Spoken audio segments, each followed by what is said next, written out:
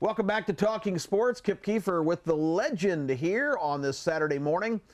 Gates are open at Birmingham Greyhound Racing. Big day coming up. Live Greyhounds on the track, 2 o'clock. And then again at 7:15, a doubleheader of action. One card's not enough on a Saturday, legend. We got to go all day and all evening. Got some great-looking dogs out there, boy. I've been enjoying watching them, I tell you. And it's going to be a great day weather-wise, so come on out. We've also got fantastic simulcasting from all over the country. That's both horses and greyhounds, and you can catch all of the big races that are happening everywhere. And if you're new to the concept, simulcasting means that you not only can watch the races, but you can participate in those races through your betting activity. And a bet here in Birmingham goes straight into, let's say, Churchill Downs in Kentucky. It's as if you were magically transported to the Bluegrass State. You play the race, you can watch the action, and you are in the big pool with everybody playing.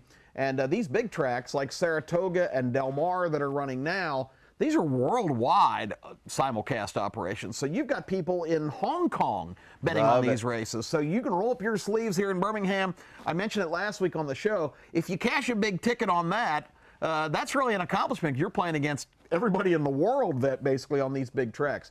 So let me give you a little bit more of a wagering strategy today as you approach Saratoga or Del Mar. We talked about last week, and this segment is called You Bet, and there you go.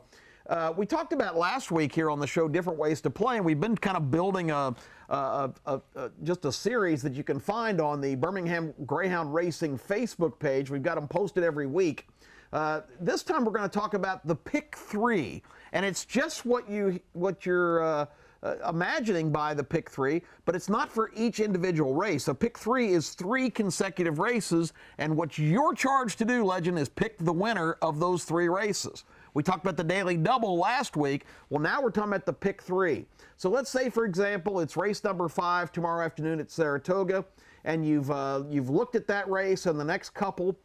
There's statistically in horse racing about a 35% chance that the big favorite's going to win. So that means 2 out of every 3 times the favorite doesn't win. It's easy to just pick the favorites and play you a pick 3 ticket. Let's say the 2 horse, the 4 horse, and the 8 horse in the next 3 races are the big favorites.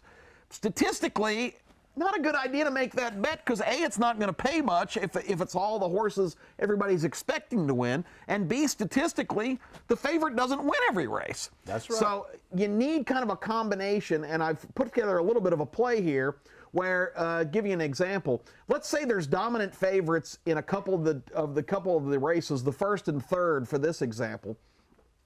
It's a good way. These are all bets on the same 3 races, but they're 3 separate bets to make to really cover yourself off. Let's say the 1 horse in the first leg is dominant. Then look at the next one, and that's when you might say, well, I don't really like the favorite here, or I'm going to include him with a couple other horses. Maybe pick a couple long shots, because that's the way things pay when you get somebody unexpected comes in. There's not as many winning tickets sold, so the payoffs are a lot better. And then throw the favorite in the third leg. So you'd have a 1 with the 2, 3, 4 with the 5. We're just using these numbers, of course, as examples. Then the next bet you would make would be turning around and playing the 1 with the 2, 3, 4 and spreading out a little bit in that third leg using that 5, but also throwing in a couple other horses in that particular one. And then the third example would be doing the same thing with that first race in case the 1 horse falters. Pick a couple alternates. Let's say 1, 7, 8, you got the 2, 3, 4 still, and then put that favorite back on that ticket in the third leg. I hope it's not confusing. It's really pretty easy, but the whole idea is to give you one of the legs where you can get somebody that's not expected, and statistically, that's a more logical way to go. Well, basically what you're trying to tell me is pick 3 races, pick the winner, and don't always pick the New York Yankees of that race. Exactly. Try to get an Oriole. Try to get a Baltimore Oriole dog somewhere, so the odds will be better. Well, See, I learned that. That Baltimore Oriole dog might only have 3 legs. Yeah, so. it might have 2 legs. Yeah. So I wouldn't recommend playing them.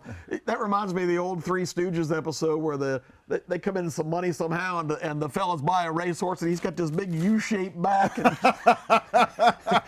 Curly's the jockey. Catastrophe.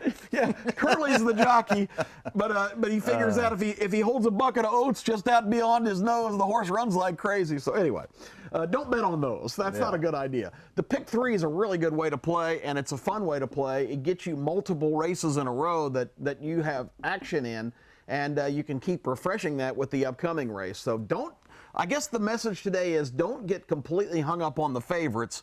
Throw in a couple of wild cards in there and see if you can cash a nice ticket. Underdogs. Come football season, we're going to be picking some underdogs. Hey, we are going to be doing that. When we come back, it is our new segment.